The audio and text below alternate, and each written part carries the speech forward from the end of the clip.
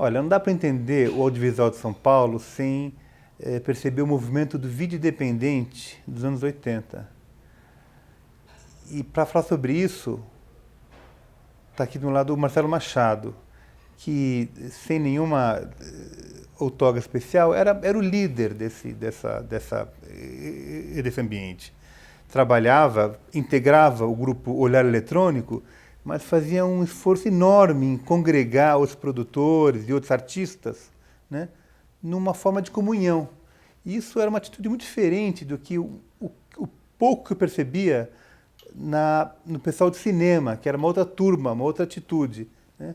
E acho que essa atitude agregadora foi o que levou muita gente também a fazer vídeo nos anos 80, que com suas características, e nos anos 90 se desenvolveu de uma outra maneira, e hoje aqui nos anos 10, né, 2010, estamos nessa forma absolutamente vitoriosa, por uma maneira, que todo mundo faz vídeo e exibe, mas também isso exige problemas, e a vida não é necessariamente melhor do que já foi.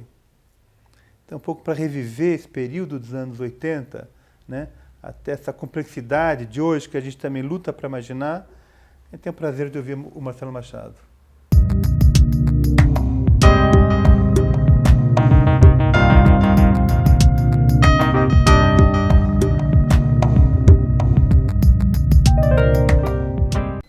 Esse pessoal que se agregou, foi para onde depois? Viraram profissionais? Ou... Olha, a maioria, todo mundo entrou no mundo da comunicação, da televisão, do cinema, né? Porque, assim, os sócios, né? Nós quatro. O Paulo Morelli e o Fernando Meirelles são sócios na O2 Filmes e os dois são diretores. São também produtores executivos. O Beto Salatini tem uma produtora e foi para publicidade, é um diretor de publicidade. Eu tive na televisão, depois tive na publicidade e hoje sou diretor e tenho feito alguma produção executiva também de projetos. E aí vamos, o Dario Viseu, ele foi para uma área da educação, digamos assim, porque ele trabalha na Fundação Roberto Marinho junto ao Telecurso. Então ele acabou indo, que é o cara que coordenava o cultural, acabou indo muito para essa área da educação. Estou reduzindo numa palavra, o que ele faz é um pouco mais amplo, tem uma visão bastante, acho que o Dario, holística do que significa educação, mas enfim, está na Fundação Roberto Marinho. O Hugo Prata virou diretor, o Adriano Goldman virou fotógrafo, chegou a ser diretor um tempo, mas hoje é um fotógrafo internacional, inclusive, tem fotografado muito nos Estados Unidos, na Europa e tal. A Márcia Meirelles dirigiu por um bom tempo e hoje, se eu não me engano, ela trabalha com cerâmica, vitrais, ela virou uma artista. Aí quem mais? O Renato Barbieri é diretor, documentarista, tem produtor em Brasília. O Marcelo Taz virou um homem que é de televisão e também muito da internet, né? Taz é um cara da internet de primeira hora. Tem muita gente que conhece o Taz pelo CQC, etc., pelo trabalho que ele faz em televisão, mas ele se mantém, né? Tem um blog, né, que eu acho que está no Terra e participa das redes sociais, é um cara muito ativo na internet aqui no Brasil. Quem mais? Davilson Brasileiro, dirige, mora no Rio, faz projetos de caráter meio antropológico, trabalha com os índios, faz documentários, faz televisão. O Roberto Dávila passou por lá também, o Roberto Dávila que fez 9mm, que tem essa produtora Moonshot, que é um produtor executivo. O Evaldo de Brito, teve uma turma que veio do Antunes, o Taz, a Cecília Homem de Melo, a Júlia Gam, o Evaldo de Brito, todos são pessoas que saíram do CPT do Antunes e foram para o Olhar num determinado momento. A Júlia Gam virou atriz, né? Ela já era e continuou o trabalho em televisão. O Evaldo de Brito ficou muito tempo na Europa, hoje está de volta, é documentarista, dirige. A Cecília Homem de Melo é atriz, mas é uma pessoa de elenco, uma diretora de elenco, trabalha na O2. O Tunico Melo, diretor, fez VIP, teve muito tempo na publicidade, hoje está fazendo longa-metragem, ficção. O Clóvis Aidar dirige publicidade. O Nando Olival, publicidade, faz longa ficção também. Acho que eles já eram pessoas de extrema qualidade ao chegar lá, ou foi esse contato nesse momento tão fértil e frutífero que ajudou eles a alavancar a carreira? As duas coisas, eu acho. Né? As duas coisas. Porque, por exemplo, vou pegar o Hugo Prata. O Hugo Prata, quando ele apareceu, porque o Hugo eu conhecia de Araraquara, lá de onde eu venho, conhecia as irmãs dele, era aquele molequinho que eu era amigo das irmãs mais velhas dele. Quando ele veio para São Paulo, que ele já estava numa fase universitária, eu lembro muito bem dele chegar no Olhar um dia e me procurar e falou, olha, é o seguinte, quero trabalhar aqui com vocês. A gente já estava na Gazeta. Falei, e aí, mas o que você faz? Ah, eu jogo basquete e gosto de teatro. Eu falei, então tá ótimo, então você... Entendeu? Agora, o Hugo é um diretor muito bom, faz musicais, um cara incrível, inclusive está fazendo vai fazer a vida da Elis Regina, né? Eu acho que não é documentário, acho que é ficção o projeto. Mas vinha com essa inquietação, mas com essa espécie de dúvida sobre o que fazer e ao mesmo tempo uma espécie de certeza que eu quero fazer aqui. É parecida com a minha certeza quando eu quis estudar na FAO, quando eu vi a FAO. Não era uma certeza sobre o que era o curso curricular de arquitetura, mas aquele ambiente era um ambiente rico para participar, para você... Então eu acho que teve as duas coisas, assim, teve pessoas de excelente qualidade que se aproximaram, mas teve um ambiente que também proporcionou para essas pessoas, né, uma vazão à criatividade incrível, né, uma possibilidade de você fazer, se formar, incrível, incrível. E uma reta ascendente na década de 80, com mais espaço, que nos permitia absorver essas pessoas. Porque hoje em dia, às vezes eu vejo em alguns núcleos que são montados, a competição interna, ela acaba às vezes sendo uma coisa que é estimulante num momento, mas ela destrói, né, também, porque ela não permite que todo mundo tenha o espaço para fazer. No Olhar, ela também destruiu depois de um tempo, porque quando chegou a publicidade, houve uma competição interna por quem dirige, quem faz isso, a publicidade tinha dinheiro e a publicidade elegia pessoas, esse é o diretor, esse é o tal, né, porque tem a divisão de tarefas. E aí foi que o Olhar terminou, no final da década de 80. Mas até chegar aí, foi sempre abrindo espaço. Então essas pessoas tinham como trabalhar com salários que não eram lá grande coisa, ninguém chegou a ganhar muito dinheiro no Olhar Eletrônico. Quando o Olhar Eletrônico começou a dar dinheiro com publicidade, acabou. Né?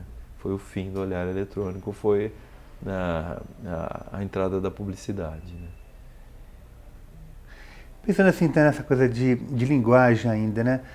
O Marino Normal, por exemplo, tem um corte muito, muito curto, né?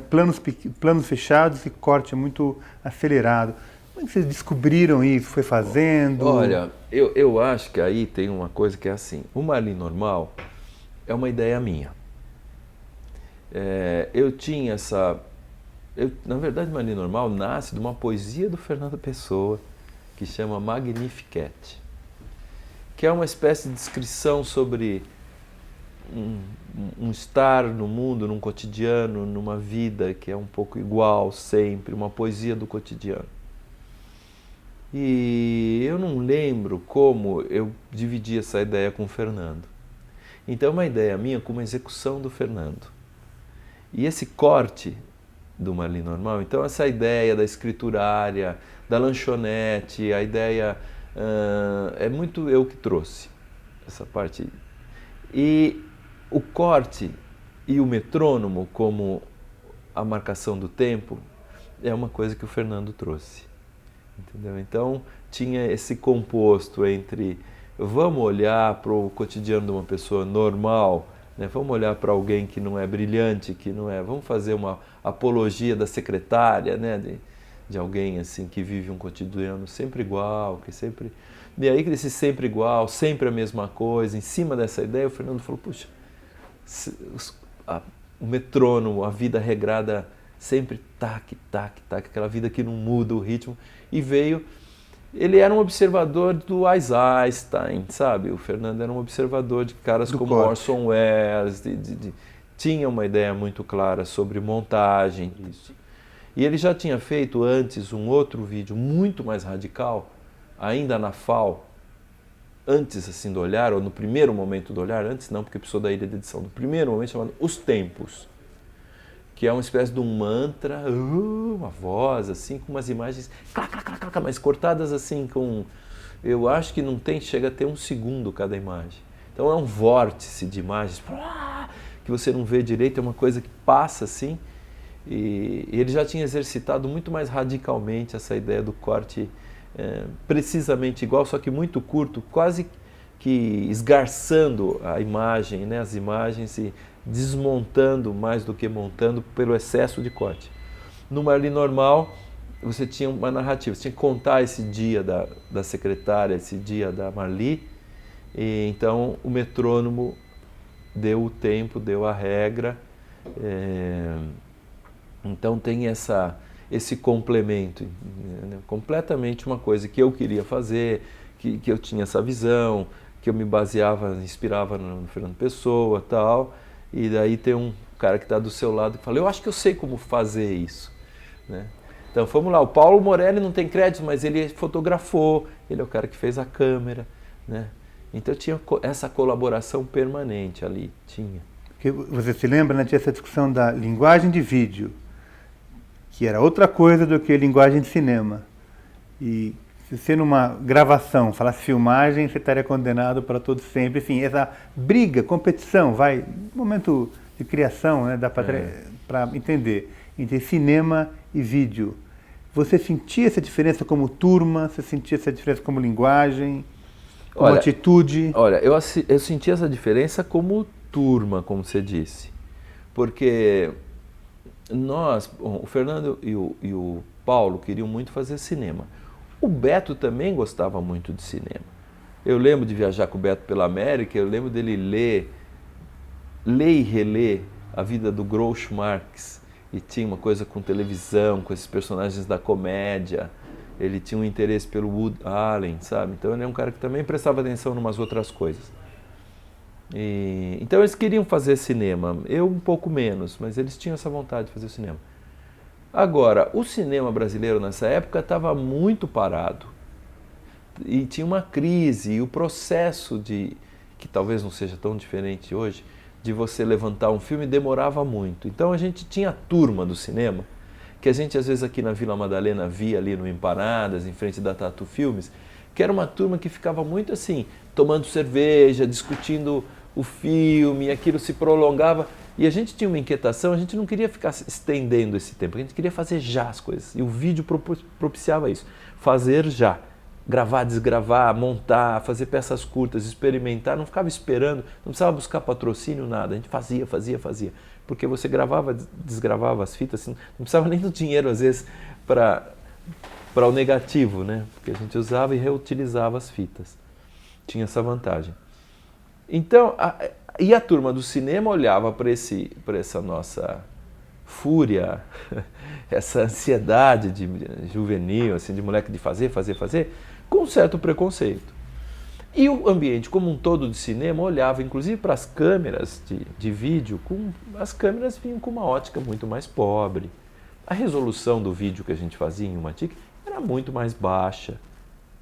Toda a ótica do cinema era muito mais rica, a qualidade da imagem era muito... Então eles olhavam aquela imagem e falavam, isso é muito pobre como imagem. E esse processo, que era aquele nosso processo frenético, é também muito superficial. Porque, é claro, no processo do cinema você aprofunda, você não faz um filme sem mergulhar muito fundo. E nós não é que a gente não estava mergulhando fundo, porque a gente estudava também, mas a gente queria fazer com uma rapidez, com uma vontade, com uma velocidade que era muito mais do mundo da televisão do que do cinema. Então você vê que tem uma mistura de turmas mesmo, num ritmo de produção que é diferente, numa qualidade técnica que era diferente. Então a gente era mesmo uma outra turma. E nós também olhávamos com preconceito para o pessoal do cinema. Eles não fazem nada, ficam parados, tomando cerveja, discutindo o roteiro, né? Não é bem isso, hoje a gente vê que não é bem assim. Mas a gente tinha esse preconceito sim com o pessoal. E o pessoal de cinema tinha preconceito com a gente. Então os fotógrafos de cinema viam a molecada pegando as câmeras de vídeo, fotografando, e falavam, esses caras não sabem o que é fotografia. Eles abrem câmera e acham que estão fotografando alguma coisa. Poucos fotógrafos se abriam para o vídeo na década de 80. E um dos poucos nomes, que foi um colaborador do Olhar, é o Carlos Reber.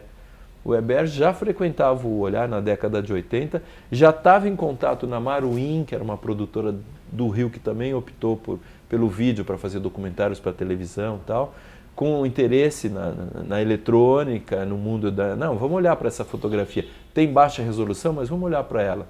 A eletrônica, ela não é, né, ótico, química, mas vamos olhar para isso.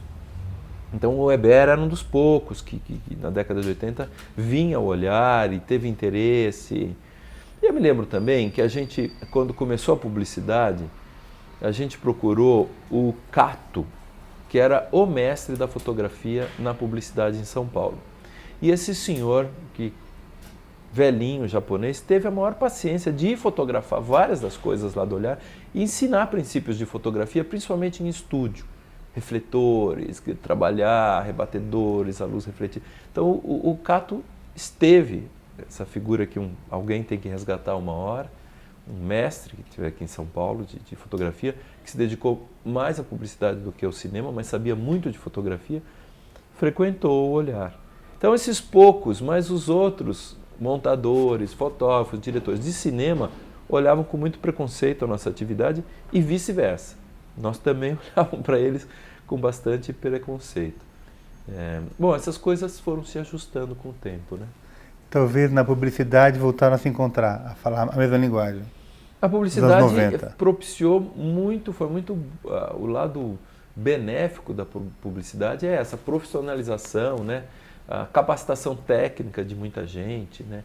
Eletricistas, fotógrafos, maquinistas, montadores, pessoas de efeitos, figurino, direção de arte, cenografia, cenotécnica. Tem toda uma divisão de tarefas que é do mundo do cinema, que é praticada na publicidade porque tem o dinheiro que permite isso. No vídeo não tinha esse dinheiro, não era possível isso, né?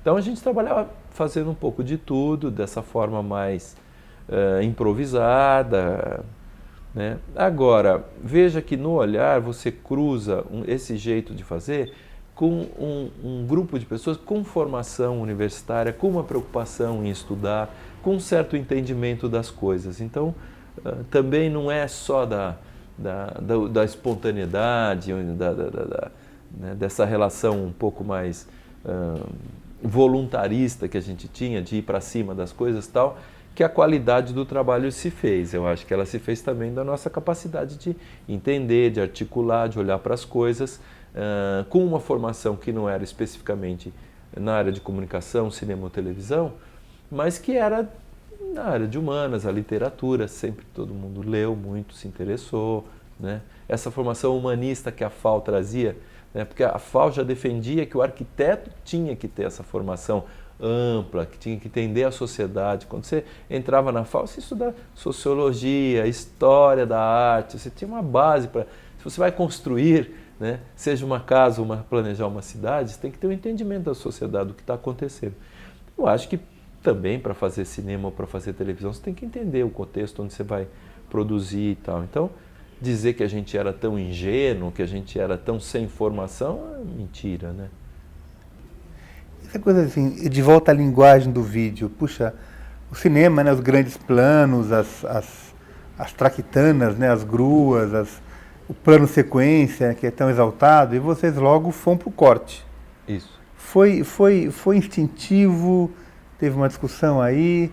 Olha, você está olhando para o corte, e a gente usava, porque a gente tinha ilha de edição, né? Então a gente ficou um pouco fascinado pela possibilidade do corte. Ela virou uma facilidade, ela virou uma ferramenta um pouco, como é que vamos dizer, deformadora para a gente, porque a gente passou a ser um dos poucos que tinha uma ilha de edição, então a gente cortava muito. Mas se você prestar atenção no Ruas, a sequência de matérias que o Paulo e o Renato Barbieri faziam para abrir o vídeo, você vai ver longos planos sequências. Longos, sem corte. A câmera passeia pela cidade, olha para as pessoas, olha para as ruas, deixa as pessoas falarem, né? Mesmo do outro lado de sua casa, não é sobre o exercício do corte, né? São trechos longos de entrevistas gravadas ali, né? Então, não é só, né, esse olhar. Claro que a a ilha de edição provocava uma distorção ali, uma deformação a presença da possibilidade de editar. E é incrível, porque era corte seco, né? Mas a gente era maluco pela ideia dos efeitos. A gente só não podia fazer porque não tinha como, mas fazia muito defeito especial, né? Improvisava, voltava a fita na própria ilha de edição com todos os ruídos que causavam. Vários dos trabalhos têm ruído incorporado, né? Eletroagentes, que eu fotografei, por exemplo, para o Alfredo Najib, né? Foi o meu primeiro trabalho fotografando. Começa com uma sequência de lag. Lag é aquela persistência. O tubo de raios catódicos na câmera, antes de ser a câmera digital com CCD, o tubo, a luz muito intensa, impressionava o tubo de um jeito que ficava marcado. Se você olhava um ponto de luz muito forte e deslocava, riscava a imagem da câmera, ficava uma persistência da luz, o lag, como se chamava em inglês. A sequência inicial do Eletroagentes é na beira de uma estrada, a gente fica desenhando com o farol dos automóveis. A gente era louco pela ideia de poder fazer efeito especial, só que não tinha, então a gente ficava inventando essas coisas. Mas eu te digo assim, é tão cortado porque a única coisa que tinha era essa ferramenta. Se a gente tivesse tido outras, a gente tinha pirado na batatinha, a gente tinha realmente tentado 1000 coisas com todas as ferramentas que tivessem ao nosso alcance, né? Mas o plano sequência, essa coisa mais observacional do documentarista, do cinema direto, etc., eu vejo ela presente em alguns trabalhos, como Do Outro Lado da Sua Casa, ou como As Ruas do Paulo, que o Renato e o Paulo tinham uma atenção para isso, né? Talvez as matérias que tivessem alguém, um sujeito na frente da câmera, o respeitasse no sentido da sua integridade. Pois é, mas olha, eu vou te dizer, hoje eu fiz, por exemplo, até na Ilustríssima, que é a revista da Folha desse domingo, o Leão Serva descreve esse encontro. A gente promoveu lá no Olhar Eletrônico o encontro do Ali Salomão com o Paulo Leminski. Botou os dois, uma tarde, eu gravando, e depois eu montei esse material. Como tudo no Olhar a gente apagava, só existe o editado, não tem o bruto. Imagina, estava o Ali Salomão e o Paulo Leminski se encontrando para falar sobre poesia. O que eu fiz? Tá também na internet, se quiserem ver, no www.marcelomachado.tv. Eu retalhei a figura do Leminski e a figura do Ali Salomão. E hoje eu choro sobre isso, porque assim, é uma peça que quando eu vejo, ela é tão mal cortada, é um desrespeito à figura desses poetas, entendeu? Eu me dei uma liberdade, eu tive um desrespeito assim, com os dois, cortei, misturei um com o outro, porque era o que estava na minha cabeça naquele momento. E eles, a própria produção de poesia deles, que eu admirava e gostava muito, me incentivou a fazer isso, a recortar a figura deles, a remontar um em cima do outro, pedaço de uma frase de um com um pedaço de uma frase do outro. Quem sabe um dia alguém vai dar um interesse para isso como uma peça experimental. Mas hoje, o que eu olho é a pena de não ter ouvido esses caras, de não ter deixado um plano. Deixa o Ali falar, o Ali em si já é a arte ali acontecendo. O Leminski em si era, e eles estavam inspirados, foi um dia incrível. E eu peguei todo esse material, eu cortei, colei, fiz um negócio que dá uma olhada. É uma coisa assim que resta muito pouco deles ali, assim. Então...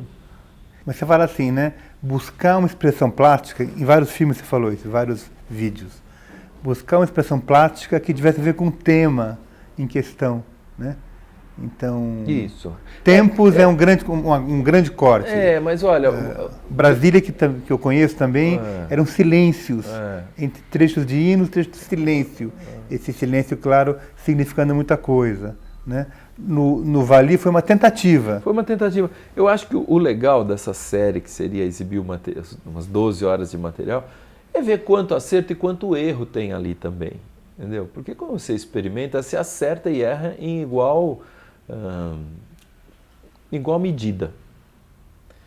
Acontece que quando você está num cenário onde ninguém experimenta, onde as coisas estão muito acomodadas, onde tudo é igual, onde a TV Globo, que era década de 80, tinha a hegemonia, tinha os índices de audiência que o jornal e a novela têm, de mais de 60% na década de 80, é uma loucura. Quer dizer, a TV Globo dominava aquele ambiente, você não sobrava para ninguém. E pouca produção de cinema. Então, nessa hora, nossa produção fez muito sentido. Então, muita coisa, inclusive, não talvez tão brilhante quanto uma Ali normal, mas também foi muito valorizada. E são coisas que, se você olhar hoje com distanciamento, tem mais erro do que acerto. Agora, como um todo, tem essa grande virtude da gente ter tido a coragem de experimentar, né? Tido a coragem de fazer uma outra coisa. A Globo, eu lembro que a imagem da Globo, né, tinha essa figura, a Vênus platinada, né?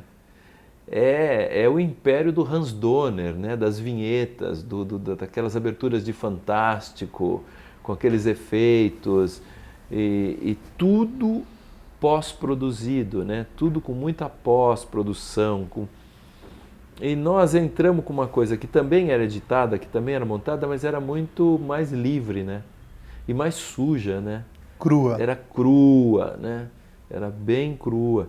E quando a gente então teve a oportunidade de entrar na televisão, imediatamente a gente praticamente abandonou a ilha de edição, se você for ver. A gente começou a fazer ao vivo, muita coisa ao vivo. Quando a gente entrou na televisão, o grande lance nosso, principalmente que a gente entrou numa emissora pobre, que era a TV Gazeta, e sem muito tempo e tendo que gerar muita programação, a gente começou a fazer ao vivo, TV ao vivo, voltou assim no tempo, volta, vamos fazer, já que a Globo está fazendo essa coisa, essa imagem tão acabada, a gente começou a fazer programação ao vivo, botar as coisas, e a grande graça, né, onde vinha o lado cru da televisão que a gente fazia, era mais do que ali, ainda na década de meados da década de 80, a gente já estava deixando em alguns momentos a ilha de edição de lado, os cortes, e fazendo televisão ao vivo, programas ao vivo, cheio de acertos e de erros também. E aí a gente começou, nós, a curtir muito a ideia também do erro, né? A ideia de que as coisas acontecessem de uma forma pouco controlada, né? Gostando muito de que algumas coisas dessem um pouco errado, no sentido de que elas apareceriam no ar com uma vida que é muito mais verdadeiras, com uma força vital, assim, né? Das coisas acontecendo na tua frente sem controle, né?